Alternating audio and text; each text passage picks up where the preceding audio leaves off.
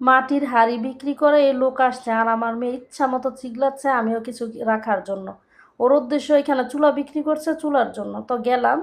আমিও কিছুদিন যাবৎ মাটির চুলায় রান্না করছি, আমার মাটির সরার দরকার, তো সরাগুলো আমি দেখছিলাম, খুঁজে বের করছে। আমার কড়াইটা অনেক বড় ছিল, সেজন্য আমি বড় সরা দেখছিলাম, লোকে আমাকে দেখাচ্ছে।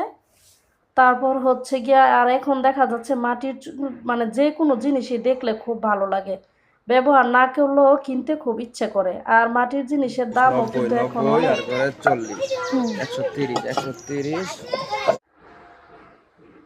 তো আমি এখানে যাই কিছু কিনলাম অল্প দামি, 200 টাকা দিয়ে সবগুলো কিনে নিয়ে আসলাম।